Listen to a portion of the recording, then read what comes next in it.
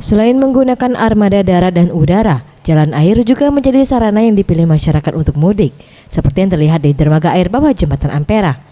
Kepadatan mulai terjadi, kebanyakan para penumpang yang menggunakan jalur air ini dengan tujuan Banyuasin daerah jalur.